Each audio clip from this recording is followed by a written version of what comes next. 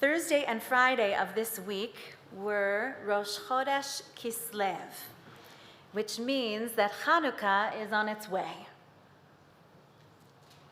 What do Rosh Chodesh, the celebration of the new month, and Hanukkah have in common? Each one is trying its best to compensate for the growing darkness of winter. We can always learn something from our calendar. Our calendar is our teacher. The new moon is the moon that we cannot see because it is hidden in the shadow cast upon it by the earth. So we celebrate the first glimmer of growth. We praise God for the reassurance that light will return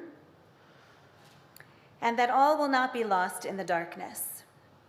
Hanukkah, similarly, has its increasing light on the menorah each night, and we praise God for the courage to increase light, the faith to add light upon light. But the light of Rosh Chodesh and the light of Hanukkah are not the same. In fact, they represent two different kinds of creation, we could say. What are the two kinds of creation? There is, first, yesh mi'ayin, creation ex nihilo, creating something from nothing. And then there is yesh miyesh, creating something from something. God performs both kinds of creation, yesh mi'ayin and yesh miyesh. The world came into being ex nihilo, out of nothing. God carries out the work of creation continuously, day by day.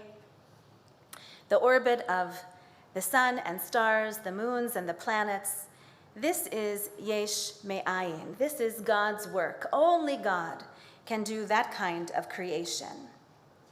Now, you may know someone who seems to be able to make something out of nothing, something delicious or something beautiful. But existentially speaking, human beings can only perform that second kind of creation, yesh miyesh. We can only make something from something. I think my father was the one who told me this joke when cloning was first just coming up. You might remember it. The scientists say to God, well, we can do what you do. After decades of research and experimentation, we have discovered the way to create a human being. And God smiles and says, wonderful, show me. So the scientists gather together in their laboratory and they collect all their instruments and they set to work mixing and measuring liquid and heat. They fill the petri dishes with human enzymes and DNA samples, and God says, you're cheating a little. Don't you think? Next time, let's see how you use your own supplies, your own materials. Hanukkah, on the other hand, represents yesh miyesh, that other kind of creation, something from something. The world was given to us by God. Laws of physics are set, and the stuff of the universe is finite. But we can change the world. We can manipulate it, for better and for worse. We can shape it according to our conscience. And when human acts of recreation are done for the sake of God and for the sake of goodness, as they are during the festival of Hanukkah, I believe it is still accurate to call this kind of creation miraculous. In most religions, miracles are considered otherworldly, strange and mysterious, unnatural events.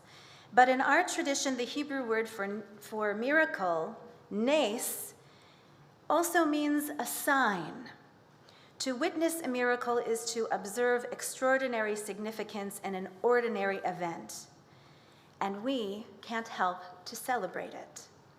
Hanukkah reminds us that when we set our minds and our hearts to it, we can even make something sacred out of materials which already exist. Something sacred from something ordinary.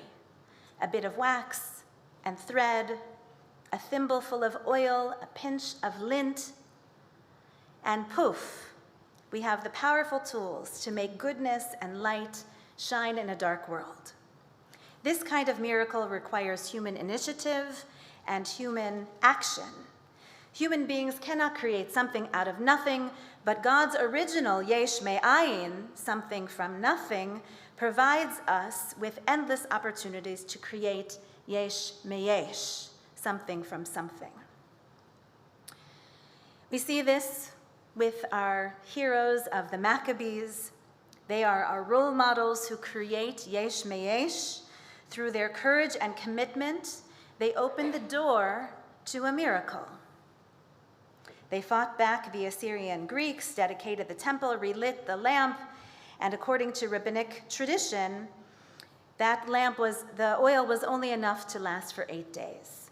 So we could say that kind of creation, that kind of miracle, was God's work, yesh me'ayin. But lighting it in the first place, that was a human miracle of faith and commitment and ingenuity and strength, yesh me'yesh.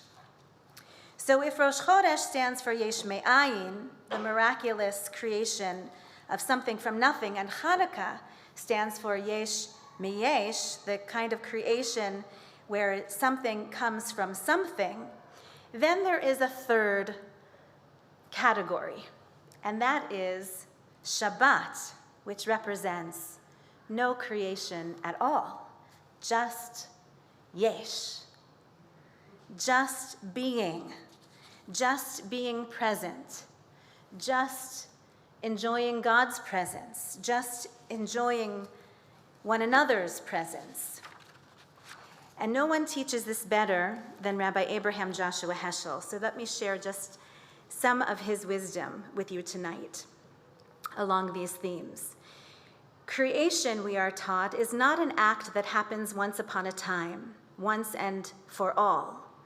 The act of bringing the world into existence is a continuous process.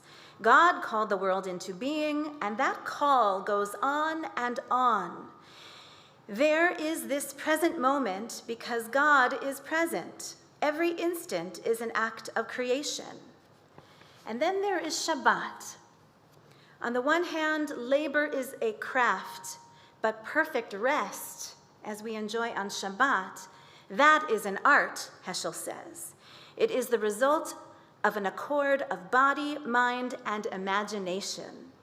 To attain a degree of excellence in art, one must accept its discipline. One must abjure slothfulness. The seventh day is a palace in time which we build. It is made of soul, of joy, and reticence. In its atmosphere, a discipline is a reminder of adjacency to eternity.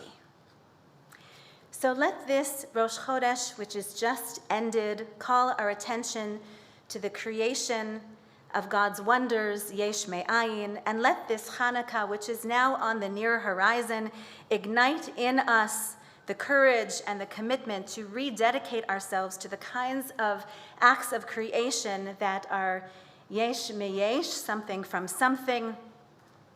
And let this Shabbat, now begun, remind us to receive one holy day a week just to be present in the good company of one another and in the good company of God, who is ever present. Shabbat Shalom.